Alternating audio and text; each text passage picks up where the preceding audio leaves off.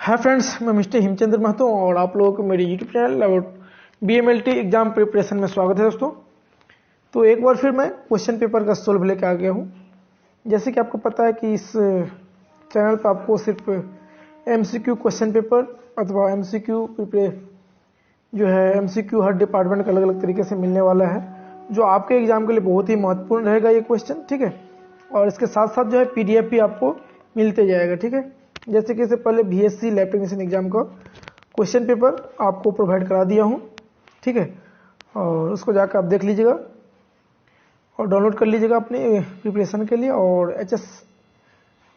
HSSC का जो है क्वेश्चन पेपर सॉल्व करवा दिया हूँ, शायद उसका भी दे दिया हूँ क्वेश्चन पेपर। मैं एक बार चेक कर लूँगा, यदि आप लोग भी चेक कर लीजिए, यदि होगा तो डाउनलोड कर लीजिएगा। उसका सिर्फ पार्ट 1 ही बना था, पार्ट 2 नहीं था। एक ही पार्ट में एचएसएससी वाला कंप्लीट किया था, ठीक है। अब आते हैं हम SMC lab technician question paper solve, जिसको बोलता है Surat municipal corporation lab technician question paper है ये, ठीक है। और ये जो है आपका 2 पार्ट में क्वेश्चन बनेगा। एक पार्ट में जो है आपका ये जो एक फर्स्ट पार्ट जो है आपका बीएमएलटी एग्जाम प्रिपरेशन के चैनल पर डलेगा, और इसका सेकंड पार्ट जो है आपका लेबोरेटरी टेक्नीशियन जो चैनल है अपना पहले वाला, उस पर डलेगा, ठीक है। और लास्ट वाले जो वीडियो बनाएंगे पार्ट 2 में, उसमें बता देंगे कि आपको ये पीडीएफ कहाँ मिलने वाला है, ठीक है। आप वीडियो को पूरा देखिएगा, स्किप मत कीजिएगा, क्योंकि बहुत ही इंपॉर्टेंट क्वेश्चन है। यही से मैक्सिमम 60% क्वेश्चन जो यहीं से आपका जो है रिपीट होते रहते हैं, ठीक है। यदि आपको ये वीडियो अच्छा लगेगा तो जो लाइक कीजिए, कमेंट कीजिए, अपने दोस्तों भी ज़्यादा से ज़्यादा शेयर कर दीजिए, ठीक है, ताकि सबको प्रिपरेशन करने का मौका मिले और सभी को इसका नॉलेज मिले। तो आज का जो पहला क्वेश्चन है क्या है, तो हम लोग देख लेते हैं। और ये जो क्वेश्चन पेपर है इसका एडवर्टाइजमेंट नंबर भी मैंने यहाँ पे शो कर दिया है, तो आप लोग जाकर भी देख कर सकते हैं, क्रॉस चेक भी कर सकते हैं जो इसका एग्जाम दिया हुआ है, ठीक है, कि ये पेपर सही में था या ना था, ठीक है। तो आप लोग इसको देख सकते हैं जाकर। और ये क्वेश्चन पेपर जो है सेट डी था, ये जो मैं अभी करवा रहा हूँ, ठीक है। तो आज जो पहला क्वेश्चन है क्या है कि which of the below cell is not a part of blood cell. बोला गया नीचे जो ब्लड सेल दिया हुआ है इसमें से कौन सा सेल है जो ब्लड का पार्ट नहीं, इरिथ्रोसाइट, न्यूट्रोफिल, ऑस्टियोक्लास्ट और बेसोफिल। तो आप सभी लोग जानते हैं कि इरिथ्रोसाइट भी एक ब्लड का पार्ट है, न्यूट्रोफिल भी है जो डब्ल्यूबीसी, और बेसोफिल भी है जो डब्ल्यूबीसी का पार्ट है। और ये ऑस्टियोक्लास्ट जो है ये जो आपका जो है ब्लड का सेल नहीं है, ठीक है। इसका राइट आंसर क्या हो जाएगा? Option number C is the right answer. कौन सा? Option number C is the right answer, ठीक है। अब नेक्स्ट क्वेश्चन चलते हैं। नेक्स्ट क्वेश्चन में क्या दिया है कि लार्ज ग्रेनुलर लिम्फोसाइट्स आर, बोला गया लार्ज ग्रेनुलर लिम्फोसाइट्स जो है इसमें से कौन सा है? Beta cell, B macrophage, C natural killer cell, और डी जो है ऑप्शन नंबर डी डेंड्राइटिक्स। इसका राइट आंसर क्या हो जाएगा? ऑप्शन नंबर सी जो हो जाएगा इसका राइट आंसर। नेचुरल किलर जो सेल जो होता है ये granular large granular lymphocyte cell है, ठीक है। इसके बाद आता है कि व्हिच नीडल, क्वेश्चन नंबर 3 में बोला गया which needle is used for the bone marrow aspiration. तो हम लोग यहाँ पे जानेंगे सबसे पहले बोन मैरो हम लोग करते क्यों हैं। बोन मैरो हम लोग इसलिए करते हैं, कुछ जो होता है कुछ टाइप का एनीमिया होता है, उसको हम लोग डिटेक्शन करने के लिए हम लोग क्या करते हैं? बोन मैरो एस्पिरेशन करना पड़ता है। जैसे कि हो गया aplastic anaemia, megaloblastic anaemia, sideroblastic anaemia, और भी अदर डिजीज होता है जैसे कि ल्यूकेमिया हो गया, मल्टीपल माइलोमा हो गया, ठीक है। तो ये सारे डिजीज को जो होता है हम लोग डायग्नोस करने के लिए क्या करना पड़ता है? हम लोग को बोन मैरो एस्पिरेशन करना पड़ता है। तो जो बोन मैरो एस्पिरेशन जो करते हैं तो हम लोग करते हैं क्या है, तो इसके लिए जो है ब्लड सैंपल नहीं, इसके लिए हम लोग सैंपल कलेक्शन करना पड़ता है। तो इसका ब्लड बार आ जाता है मुंह में, इसके लिए इसका जो सैंपल कलेक्शन करना पड़ता है कहाँ से करना पड़ता है, तो इसका साइट भी बता दूंगा मैं। इसके लिए जो बोन मैरो के लिए जो सैंपल कलेक्शन करना पड़ता है उसका साइट क्या होता है? उसका साइट जो होता है आपका एडल्ट का अलग होता है, और चिल्ड्रेन का जो बिलो 2 ईयर्स का होता है अलग, उसका अलग होता है। जैसे एडल्ट में क्या होता है, हम लोग जो लेते हैं इसका कलेक्शन जो करते हैं स्टर्नम से करते हैं। कहाँ से? स्टर्नम से क्या करते हैं? इसका सैंपल कलेक्शन करते हैं, ठीक है। बोन मैरो जो सैंपल कलेक्शन करते हैं कहाँ से? स्टर्नम से। और कहाँ से करते हैं? तो इलियक क्रेस्ट से करते हैं। यहाँ से एग्जाम में अक्सर क्वेश्चन आता है, तो ये हमेशा याद रखिएगा। जो एडल्ट में कहाँ से और करते हैं? इलियक क्रेस्ट से करते हैं। कहाँ से? इलियक क्रेस्ट से करते हैं। और कहाँ से करते हैं? तो anterior and posterior iliac spine से करते हैं। कहाँ से करते हैं? इलियक स्पाइन से करते हैं। तो ये स्पाइन में कौन सा जगह से करते हैं? तो अब याद रखिएगा, एंटेरियर एंड पोस्टीरियर से करते हैं, ठीक है। और बच्चे लोगों में कहाँ से करते हैं? जो बिलो 2 ईयर्स का होता है। कौन? जो बिलो 2 ईयर्स का होता है उसमें जो हम लोग करते हैं आपका अपर एंड जो होता है टिबिया का, ठीक है। अपर एंड ऑफ टिबिया में, टिबिया का जो अपर एंड होता है वहाँ से हम लोग क्या करते हैं? चिनलेन जो बिलो 2 ईयर्स का होता है वहाँ उसका कलेक्शन हम लोग करते हैं। कहाँ से? टिबिया का अपर एंड से, ठीक है। ये याद रखिए, इसके टिबिया का जो अपर एंड होता है वहाँ से हम लोग क्या करते हैं? बिलो 2 ईयर्स के चिल्ड्रन में वहाँ से कलेक्शन करते हैं, ठीक है। अब आती है बात कि हम लोग कलेक्शन कितने तरीके से करते हैं, कौन कौन सा मेथड से करते हैं। तो यहाँ पे जो ऑप्शन दिया हुआ है आप देख लीजिएगा, मैं बताया तो कौन कौन सा मेथड से हम लोग करते हैं। पहला मेथड जो करते हैं हम लोग निडिल एस्पिरेशन बायोप्सी करते हैं, ठीक है। इसका फुल फॉर्म होता है एन से निडिल, ए से एस्पिरेशन, बी से बायोप्सी, ठीक है। तो इसके लिए जो हम लोग करते हैं तो इसे निडिल एस्पिरेशन बायोप्सी में जो होता है तो उसमें जो होता है कौन कौन सा निडिल हम लोग यूज करते हैं। तो 2 तरह के निडिल यूज करते हैं निडिल एस्पिरेशन बायोप्सी में। एक होता है आपका साला और दूसरा होता है क्लेमा, ठीक है। सलाह या क्लेमा निडिल से हम लोग क्या करते हैं? निडिल एस्पिरेशन बायोप्सी को हम लोग क्या करते हैं? इसको एस्पिरेशन करते हैं। इसमें कुछ एडवांटेज होता है। तो एडवांटेज क्या है? कुछ एडवांटेज भी होता है, कुछ डिसएडवांटेज भी है, ठीक है। तो मेनली जो है इसका डिसएडवांटेज जो होता है क्या होता है कि फाइब्रोटिक जो बोन मैरो होता है उसको हम लोग क्या करते हैं? यहाँ पे परफॉर्म नहीं, एस्पिरेशन नहीं कर पाते हैं, ठीक है। दूसरा क्या है कि जो स्पेशल जो कुछ सेल होता है वो क्या होता है इसमें डिस्ट्रॉय हो जाते हैं, ठीक है। तो इसलिए ये इसका डिसएडवांटेज है, ठीक है। और तो ये इसका मेनली डिसएडवांटेज है। और दूसरा मेथड किस तरीके से हम लोग करते हैं? तो टोटल जो होता है इसमें 3 मेथड से हम लोग करते हैं ये बोन मैरो एस्पिरेशन जो करते हैं। तो पहले मेथड बता दें, एक पहला तो हो गया निडिल एस्पिरेशन बायोप्सी हो गया, जिसमें आपको बताया कि कौन कौन सा निडिल यूज होता है। एक होता है सलाह और दूसरा होता है क्लेमा, ठीक है। एक होता है कौन सा दूसरा मेथड जो होता है आपको मैक्रो टेरेफाइन मेथड, ठीक है। MICRO मैक्रो टेरेफाइन मेथड होता है, ठीक है। दूसरा इस मेथड से हम लोग क्या करते हैं? आपका बोन मैरो बायोप्सी करते हैं। और तीसरा मेथड जो होता है वो होता है सर्जिकल मेथड, ठीक है। सर्जिकल मेथड जो होता है ये रेयर केस में करना पड़ता है, क्योंकि इसमें जो होता है बहुत ही एसेप्टिक कंडीशन से करना पड़ता है, क्योंकि इसमें जो होता है आपका इन्फेक्शन होने का डर रहता है, ठीक है। ये क्योंकि और ये डिसएडवांटेज भी है इसमें, क्योंकि ऑपरेशन करना पड़ता है, ठीक है। एक बार ही सैंपल कलेक्शन कर सकता है, दोबारा करने में बहुत ही दिक्कतें आती है, ठीक है। इसलिए ये बहुत ही बड़ा इसमें डिसएडवांटेज होता है, ठीक है। तो यहाँ से आपको पता चल गया कि इसका राइट आंसर क्या हो जाएगा आपका सलाह निडिल, ठीक है। कौन सा निडिल? तो सलाह निडिल।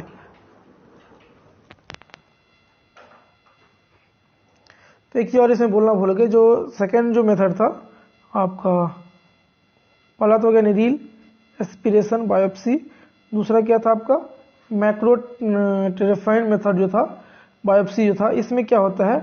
इसमें भी हम लोग आपका 2 तरह के निडिल यूज करते हैं, ठीक है। ऑपरेशन माने उसको सैंपल कलेक्शन करने, एक होता है जम सीधी टेरेफाइन निडिल, ठीक है।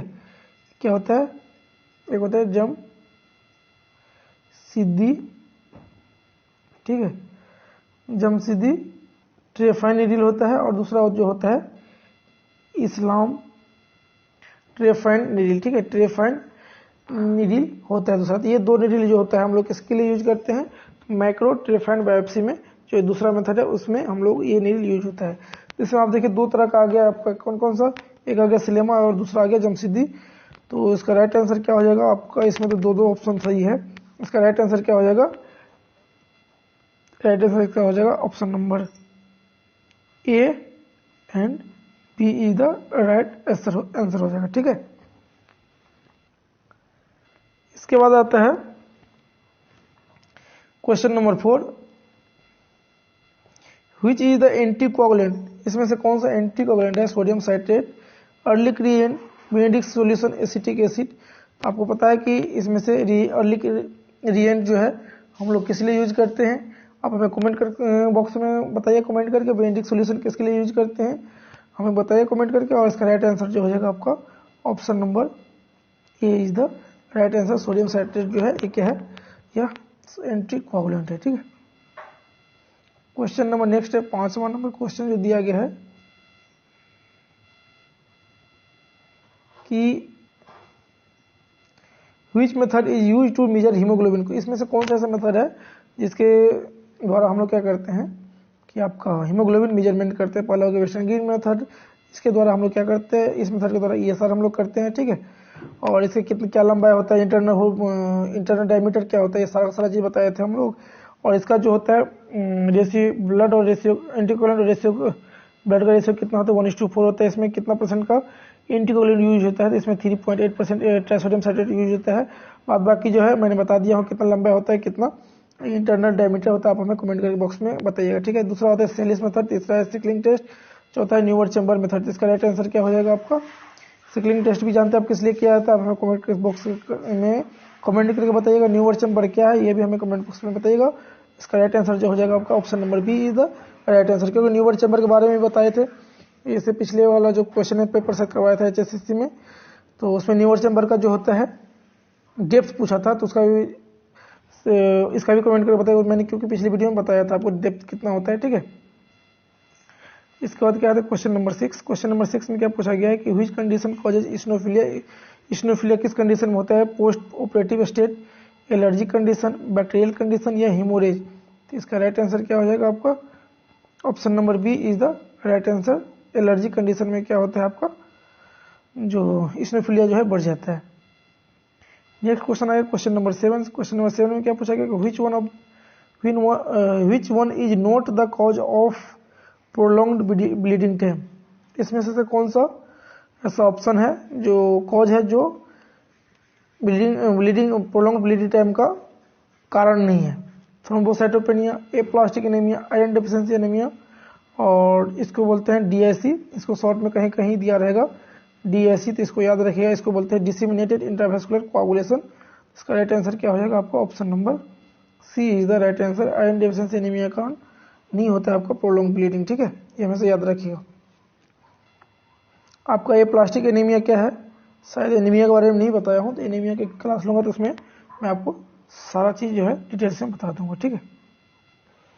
इसके बाद जो है थैलेसेमिया मेजर, यहाँ बुलाइए थैलेसेमिया मेजर जो होता है, thalassaemia major can not be detected by which test. बोला गया कि थैलेसेमिया मेजर जो है इसमें से कौन सा ऐसा टेस्ट है जिसके द्वारा हम लोग क्या करते हैं डिटेक्ट नहीं कर पाते हैं थैलेसेमिया का। तो ऑप्शन नंबर ए में क्या दिया गया ESR, बी में क्या दिया है पेरिफेरल स्मीयर, सी में दिया इलेक्ट्रोफोरेसिस, डी में दिया क्रोमेटोग्राफी। इसका राइट आंसर क्या हो जाएगा option number A is the क्या है ESR। इसको बोलते हैं ESR का फुल फॉर्म क्या होता है, ये भी कहीं बहुत जगह पूछा गया है। एरिथ्रोसाइट सेडिमेंटेशन रेट होता है, ठीक है। इसके द्वारा जो होता है कि हम लोग जो है थैलेसेमिया को मेजर नहीं कर पाते क्योंकि ये बहुत सारे कंडीशन में क्या होता है ये इंक्रीज हो जाता है, ठीक है। इसका राइट आंसर क्या हो जाएगा option number A is the right answer. इसके बाद क्या पूछा गया मल्टीपल माइलोमा इज और डिसऑर्डर ऑफ व्हिच टेस्ट। बोला गया है कि मल्टीपल माइलोमा जो होता है ये डिसऑर्डर ऑफ व्हिच टेस्ट, यहाँ पर व्हिच टेस्ट नहीं होगा, इसमें बोला जाएगा व्हिच सेल होगा, ठीक है। यहाँ पर क्वेश्चन थोड़ा गलती हो गया है, यहाँ पर होगा व्हिच सेल्स, ठीक है।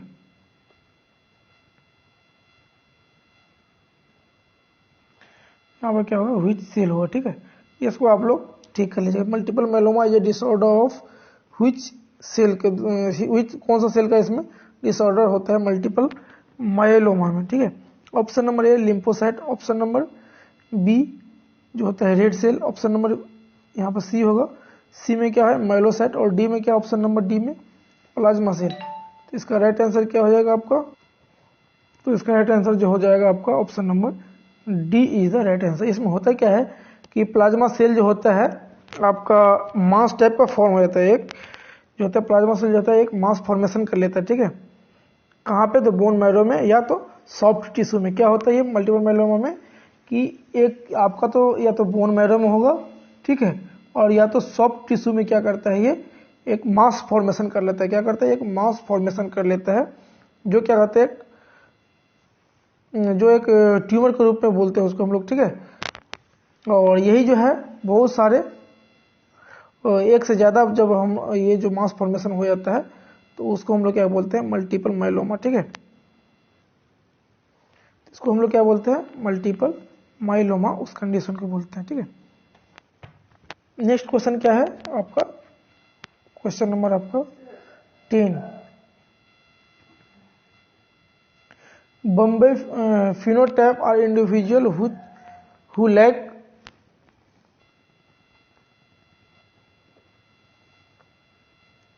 क्या क्वेश्चन था आपका, Bombay phenotype are individual who lack, बोला गया बॉम्बे फिनोटाइप में जो होता है कौन सा ऐसा इंटीजन है जो इसमें नीचे दिया गया है जो आपका लैक होता है, माने नहीं रहता है। Option number A antigen, B option में बी में दिया है B antigen, option number C में दिया है एच एंटीजन, और ऑप्शन नंबर डी में दिया है एंटी-एच एंटीबॉडीज। इसका राइट आंसर क्या हो जाएगा, option number C is the right answer. इसमें क्या होता है, आरबीसी जो होता है, आरबीसी में जो होता है ये एच एंटीजन की डिफिशियंसी होने के कारण क्या होता है, तो ए एंड बी एंटीजन जो होता है कोई फॉर्म नहीं हो पाता है। किसके कारण, एंटी ए और एंटी बी जो एंटीजन होता है वो जो होता है फॉर्मेशन नहीं हो पाता है, किसके चलते, तो एच एंटीजन एब्सेंस होने के कारण। इसी को बोला जाता है हम लोगों को बॉम्बे फिनोटाइप, इसको बोलते हैं हम लोग बॉम्बे ब्लड ग्रुप भी बोलते हैं, ठीक है। अब आते हैं हम लोग क्वेश्चन नंबर 11 में। क्वेश्चन नंबर 11 में क्या बोला गया कि which is the most sensitive method for blood grouping, इसमें से ऐसा कौन सा ऐसा मेथड है ब्लड ग्रुप करने के लिए जो सबसे ज्यादा क्या होता है, सेंसिटिव होता है। Option number A slide method या slide technique, option number B slide tube technique या तो आप ट्यूब मेथड बोल सकते हैं, दूसरा है आपका जेल कार्ड टेक्निक या तो जेल कार्ड मेथड बोल सकते हैं, ऑप्शन नंबर डी क्या है, कुम टेस्ट। इसका राइट आंसर क्या हो जाएगा, option number A is the right answer. ये जो होता है सबसे मोस्ट सेंसिटिव मेथड है। यदि आपको ऑप्शन में जेल कार्ड नहीं रहेगा तो ये क्या हो जाएगा, ऑप्शन 2 नंबर जो होता है एकदम राइट आंसर हो जाएगा। ट्यूब टेक्निक जो होता है आपका बहुत ही अच्छा और सेंसिटिव मेथड होता है ब्लड ग्रुपिंग करने के लिए, ठीक है। तो नेक्स्ट क्वेश्चन क्या है, प्लेटलेट। ये भी देखिए एक तरह से आपका ब्लड बैंकिंग से क्वेश्चन आ गया, क्वेश्चन नंबर 11।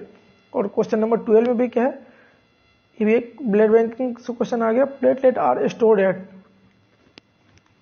बोला गया कि प्लेटलेट को हम लोग कितने डिग्री टेम्परेचर पर इसको स्टोर करते हैं। Option number A -4 degree Celsius पे, option number B 0 to 4 degree Celsius पर, option number C 20 to 22 degree Celsius पे, option number D at RT यानी बोला गया रूम टेम्परेचर पे, ठीक है, दैट मीन्स 37 डिग्री सेल्सियस पे। इसका राइट आंसर क्या हो जाएगा, option number C is the right answer.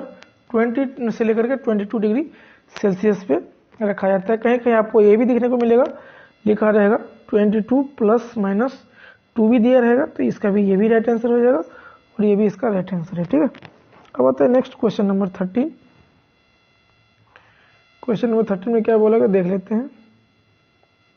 To diagnose a case of autoimmune haemolytic anaemia the test carried out is, बोला गया है कि जो ऑटो इम्यून हिमोलाइटिक एनीमिया होता है उसको हम लोग किस टेस्ट के द्वारा डायग्नोस करते हैं। तो direct Coombs test, option number B indirect Coombs test, option number C slide test, option number D Landsteiner test. इसका राइट आंसर क्या हो जाएगा, option number A is the right answer. हम लोग क्या करते हैं डायरेक्ट कुम टेस्ट के द्वारा क्या करते हैं, haemolytic auto immune haemolytic anaemia हम लोग क्या करते हैं डायग्नोस करते हैं, ठीक है। और इनडायरेक्ट में क्या होता है, उसमें हम लोग जो होता है एंटीबॉडी को डिटेक्ट करते हैं, किसको, एंटीबॉडी को, ठीक है। अब क्या आता है नेक्स्ट होता है इनडायरेक्ट कुम टेस्ट। यहाँ पे देखो आ ही गया कि इनडायरेक्ट टेस्ट, इनडायरेक्ट जो टेस्ट होता है आपका इनडायरेक्ट कुम टेस्ट भी बोल सकते हैं, यहाँ पे इनडायरेक्ट कुम टेस्ट होगा, ठीक है। इनडायरेक्ट कुम टेस्ट जो होता है हम लोग किसके लिए यूज करते हैं, anti-RH antibody on the red cell surface, anti-RH antibody in serum, option number C RH antigen on the red cell surface, और option number D RH antigen in the serum.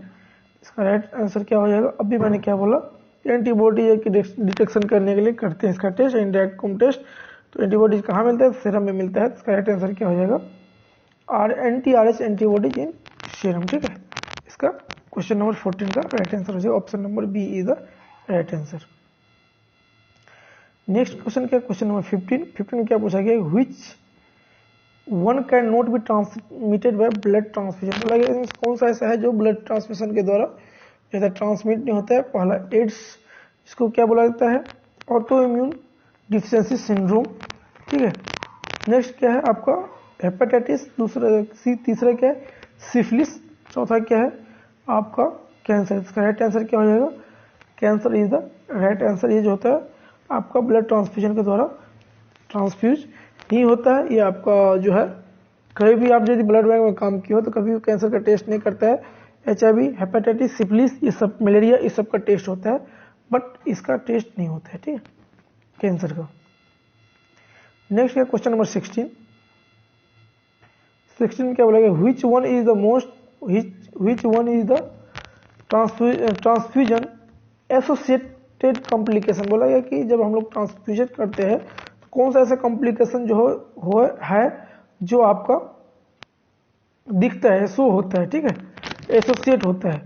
तो आपको बोला गया option number 1 A hemolytic reaction, option number B peptic ulcer, option number C myocardial infarction, option number D tuberculosis. तो दो चीज जो है आपको एकदम देखने को नहीं मिलेगा, आपको पेप्टिक अल्सर और ट्यूबरकुलोसिस। तो क्या देखने को मिलेगा? तो आपका सबसे पहला जो देखने को मिलेगा हीमोलाइटिक एनीमिया रिएक्शन जो है आपको देखने को मिलेगा। यदि हीमोलाइटिक रिएक्शन होने का यदि मायोकार्डियल इन्फेक्शन हो सकता है तो हो सकता है, अदरवाइज नहीं। क्या देखने को मिलेगा? आपका जो सबसे पहला जो एसोसिएट होता है कॉम्प्लिकेशन वो होता है हीमोलाइटिक रिएक्शन ही होता है। ठीक है, नेक्स्ट क्वेश्चन क्या? Question number 17 which one is the indication of exchange transfusion. बोला गया है इनमें से कौन सा ऐसा इंडिकेशन है जो एक्सचेंज ट्रांसफ्यूजन, कौन सा ऐसा है इंडिकेशन जो एक्सचेंज ट्रांसफ्यूजन को इंडिकेट करता है? पहला है गुलियन बैरियर सिंड्रोम, बी है निमोनिया, तीसरा है डायरिया, चौथा है आपका वोमिटिंग। इसका राइट आंसर क्या हो जाएगा? Option number A is the right answer. ठीक है,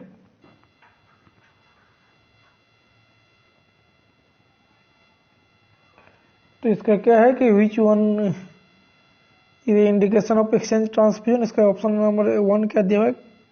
Guillain Barre syndrome, pneumonia, diarrhoea, vomiting. तो आई थिंक इसका हो जाएगा आपका option number A Guillain Barre syndrome. ठीक है, इसको आप हमें कमेंट करके बताइएगा कि सही है कि नहीं। ठीक है, आप भी एक बार चेक कीजिएगा। आई थिंक गुलियन बैरियर सिंड्रोम ही होगा मेरे, आई थिंक। ठीक है, आप एक बार हमें कमेंट करके बताइएगा देख करके, और नहीं तो हम जो है नेक्स्ट पार्ट में आपको बता देंगे इसका क्लियर। ठीक है, वैसे मेरे हिसाब से गुलियन बैरियर सिंड्रोम होना चाहिए। ठीक है, या तो आपका वोमिटिंग, ये दोनों में से कोई एक होना चाहिए, क्योंकि एक्सचेंज ट्रांसफ्यूजन में होता है कि अक्सर देखा गया है कि इसमें जॉन्डिस का कंडीशन एराइज होता है। क्या होता है? जॉन्डिस आपका एराइज होता है। इसमें क्या होता है? आरबीसी जो क्या होता है ज़्यादा ब्रेक डाउन होने लगता है। ठीक है, होता है, इसके कारण क्या होता है? जॉन्डिस एराइज होते हैं, या तो एथ्रोब्लास्टोसिस फिटालिस होता है। ठीक है, यहाँ पर भी होने का डर रहता है, लेकिन यहाँ पर क्या है? गुलियन बैरियर सिंड्रोम, ये सब ऐसे जॉन्डिस कोई ऑप्शन है नहीं, तो आई थिंक गुलियन बैरियर सिंड्रोम ही होगा। ठीक है, इसके बाद क्या है? क्वेश्चन नंबर 18 में क्या बोला गया है कि which one is not the blood group system. इसमें से कौन सा ऐसा जो है जो ब्लड ग्रुप का सिस्टम नहीं है? एबीओ सिस्टम, RH सिस्टम, केल सिस्टम, XY सिस्टम। इसका राइट आंसर क्या हो जाएगा? Option number D is the right answer. XY system जो होता है आपका ब्लड ग्रुप सिस्टम नहीं है। इसके बाद बोला गया क्वेश्चन नंबर 19 में क्या बोला गया है कि elephantiasis is caused by which parasite. Elephantiasis जो होता है इसमें कौन सा पैरासाइट के द्वारा होता है? इसमें एलिफेंटियासिस में होता है क्या है कि कोई भी अंग जो है आपका बहुत ही मोटा हो जाता है। ठीक है, एक नॉर्मल कंडीशन से क्या होता है? ज्यादा रहता है, जिसको बोलते हैं एलिफेंटियासिस। दैट मीन्स हाथी पांव जैसा बोलता है। ठीक है, तो उसमें क्या होता है? एलिफेंटियासिस, हाथी पांव जैसा आपका पैर हो जाएगा स्वेलिंग होकर के। ठीक है, तो इसमें क्या होता है? Option number A P vivax, roundworm, macrofilaria, या ऑप्शन नंबर डी व्हिपवर्म। इसका राइट आंसर क्या हो जाएगा? Option number C is the right answer, macrofilaria is the right answer. ठीक है, नेक्स्ट क्वेश्चन क्या है? क्वेश्चन नंबर 20 जिसको बोलते हैं Leishmania donovani is leading to develop. Leishmania donovani जो होता है क्या डेवलप करता है? Malaria, diarrhoea, sleeping sickness, kala azar. तो इसका राइट आंसर क्या हो जाएगा? Kala azar is the right answer. Option number D क्या हो जाएगा इसका राइट आंसर हो जाएगा। ठीक है, तो इसका क्या हो गया? Option number D is the right answer. इसमें आता है मलेरिया, आप जानते हैं कि किससे होता है? तो ये प्लाज्मोडियम के स्पेसीज होते हैं। प्लाज्मोडियम के स्पेसीज होता है जो कितने 4 प्रकार के होते हैं स्पेसीज जो। ठीक है, आप इसका भी डिटेल्स में बता दिया हूँ कि प्लाज्मोडियम फैल्सीपेरम वाइवेक्स होता है, मलेरिया होता है और ओबेल होता है। इसके बाद होता है डायरिया, आप जानते हैं किसके कारण होता है। ठीक है, इसके बाद अब आते हैं हम लोग स्लीपिंग सिकनेस। स्लीपिंग सिकनेस जो होता है किसके द्वारा होता है? तो आपको याद होगा ट्रैपनोसोमियासिस के कारण, इन्फेक्शन के कारण, कॉज के कारण होता है। तो ट्रैपनोसोमियासिस माने कौन सा? तो टी जो ब्रूसी है, ठीक है, जिसको बोलते हैं ट्रिपानोसोमियासिस ब्रूसी। ठीक है, इसके द्वारा क्या होता है? आपका स्लीपिंग सिकनेस होता है। और एक होता है ट्रिपानोसोमियासिस क्रूजी होता है। ठीक है, इसके द्वारा क्या होता है? चागास डिजीज होता है। क्या होता है? चागास डिजीज होता है। ये दोनों से भी आपको अक्सर क्वेश्चन पूछा जाता है कि ट्रिपानोसोमियासिस ब्रूसी जो होता है कौन सा डिजीज कॉज करता है? तो स्लीपिंग सिकनेस। और ट्रिपानोसोमियासिस क्रूजी जो होता है उससे क्या होता है? चागास डिजीज कॉज होता है। तो इसमें स्लीपिंग सिकनेस में क्या होता है? तो इसमें क्या होता है? आपका ब्रेन का जो होता है, ब्रेन में क्या होता है? स्वेलिंग आ जाता है। ठीक है, क्या होता है? ब्रेन में स्वेलिंग आ जाता है। नेक्स्ट आता है banana shaped appearance in peripheral blood smear is a characteristics of. बोला गया है कि बनाना शेप का जो अपीयरेंस रहता है होता है दिखने को मिलता है किसमें? पेरिफेरल ब्लड स्मीयर में। ये किसका कैरेक्टरिस्टिक्स है? Option number A macrofilaria, P vivax gametocyte, P falciparum gametocyte. Option number D round worm. इसका राइट आंसर क्या हो जाएगा? Option number C is the right answer. P falciparum जो होता है इसका जो होता है राइट आंसर हो जाएगा। ठीक है, पी प्लाज्मोडियम फैल्सीफेरम का गैमेटोसाइट जो होता है बनाना शेप का होता है। इसके बाद आता है क्वेश्चन नंबर आपका 22। Loeffler's syndrome is caused by which parasite? Loeffler's जो सिंड्रोम होता है किस पैरासाइट के द्वारा कॉज करता है? ऑप्शन नंबर ए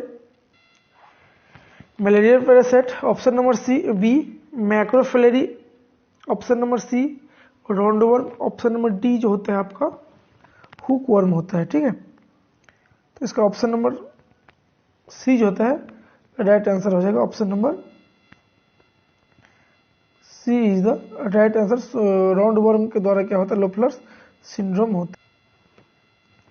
तो इसका राइट आंसर क्या हो जाएगा? हो गया आपका option C is the right answer. Option number C क्या होता है? Roundworm. तो राउंड वर्म में क्या होता है कि अच्छा राउंड वर्म में जो होता है कौन सा? तो एस्कैरियोसिस लुम्ब्रिक्वाइड्स। कौन सा होता है? एस्कैरियोसिस लुम्ब्रिक्वाइड्स होता है। ठीक है, ये आप याद रखिएगा। ठीक है, इसको बोलते हैं हम लोग ह्यूमन का राउंड वर्म बोलते हैं। किसको? एस्कैरियोसिस लुम्ब्रिक्वाइड्स को। ठीक है, इसमें क्या होता है? आपका इस्नोफिल जो होता है ज़्यादा बढ़ जाता है। क्या होता है? इओसिनोफिल जो होता है आपका ज़्यादा बढ़ जाता है। ठीक है, इस कंडीशन में लोफलर्स सिंड्रोम में। ठीक है, आप आता है सिस्टोसोमा हिमेटोबियम ईजा। बोला गया है कि सिस्टोसोमा होता है, सिस्टोसोमा हिमेटोबियम जो होता है कौन सा पैरासाइट है? ब्लड पैरासाइट, हेपेटिक ट्रेमाटोड, सी में क्या इंटेस्टाइनल ट्रेमाटोड, ऑप्शन नंबर डी में क्या बोला गया? लंग ट्रेमाटोड। इसमें से कौन सा है? तो ऑप्शन नंबर जो होता है ए जो है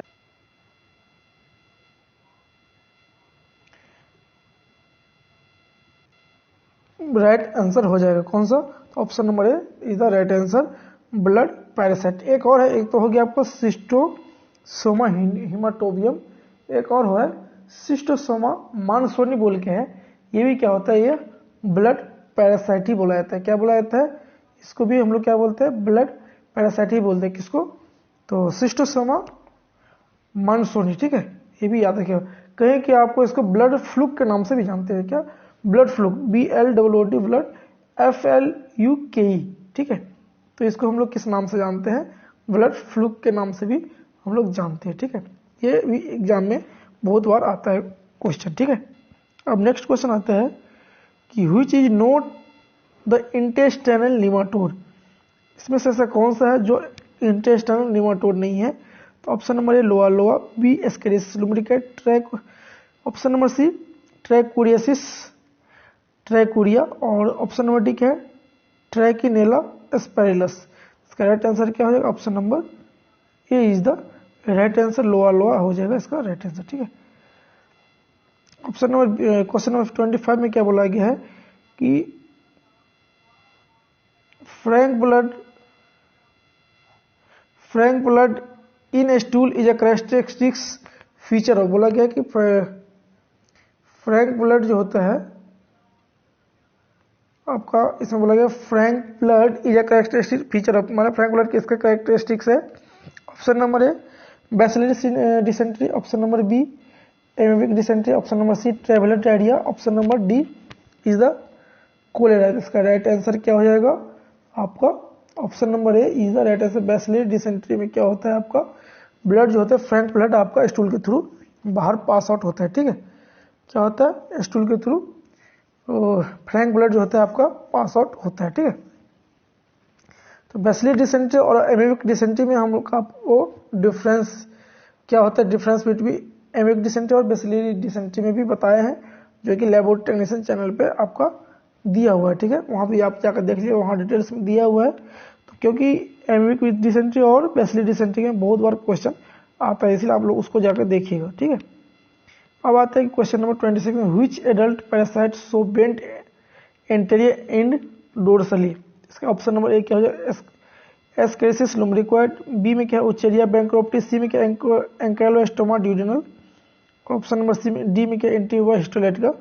इसका राइट आंसर क्या हो जाएगा आपका ऑप्शन नंबर सी एंकाइलोस्टोमा ड्यूडेनल जो होता है, इसको हुक वर्म भी बोलते हैं। क्या बोलते हैं हम लोग इसको हुक वर्म के नाम से भी जानते हैं। ठीक है, तो ये इसका हो जाएगा राइट आंसर।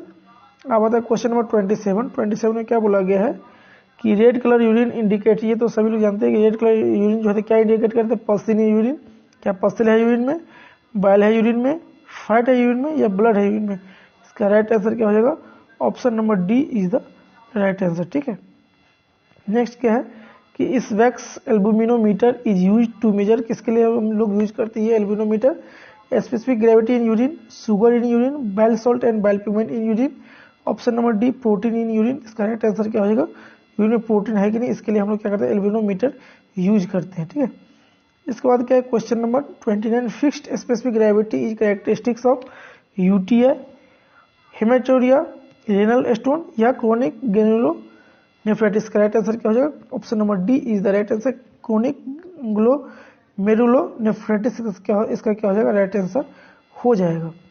इसके बाद क्या क्वेश्चन नंबर 30, क्वेश्चन नंबर 30 में क्या पूछा गया, कॉज ऑफ ग्लाइकोसूरिया, ग्लाइकोसूरिया का कॉज क्या है।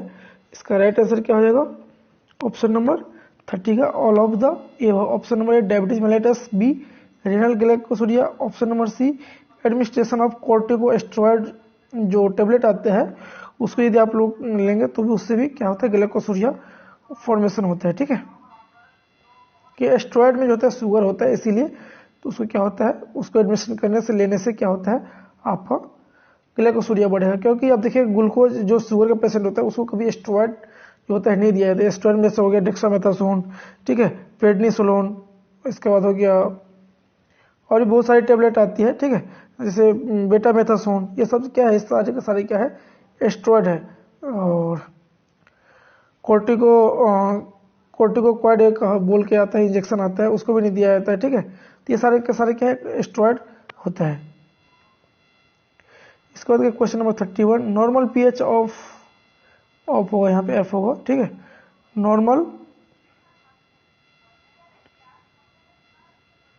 Normal pH of semen, pH का नॉर्मल सीमेन का जो है नॉर्मल पीएच कितना होता है 7 to 8, between 15 to 16, between 1 to 2, between 0 to 1। इसका राइट आंसर क्या हो जाएगा, आप सभी लोग जानते हैं इसका ये जो होता है स्लाइटली एल्कालाइन ही होता है। क्योंकि यदि स्लाइटली एल्कालाइन ना होगा, यदि एसिडिक होगा तो क्या होगा पूरा सीमेन क्या हो जाएगा डेड हो जाएगा। ठीक है, इसलिए क्या होता है स्लाइटली आपका एल्कालाइन कंडीशन होता है किसका सीमेन का नॉर्मल पीएच। ठीक है, अब आता है क्वेश्चन नंबर 32 में क्या है, semen examination is needed to diagnose, semen examination किसके डायग्नोस के लिए करते हैं इनफर्टिलिटी के लिए करते हैं। Option number B medical legal case में करते हैं। सक्सेस ऑफ वैसेक्टोमी के लिए करते हैं, ठीक है। और option number D all of the above. यही आज हम लास्ट क्वेश्चन करेंगे 32। इसके बाद जो है जो भी क्वेश्चन बचा है पूरा का पूरा हम सेकंड पार्ट में करेंगे, ठीक है। तो इसका राइट आंसर क्या हो जाएगा आपका? Option number D is the right answer, ठीक है। आप हमें कमेंट उसमें कमेंट करके बताइए कि वैसेक्टोमी क्या होता है और ट्यूबेक्टोमी में एक होता है ट्यूबेक्टोमी, ठीक है। ट्यूबेक्टोमी होता है, ठीक है। ट्यूबेक्टोमी होता है और एक होता है वैसेक्टोमी। तो ये दोनों में डिफरेंस क्या है?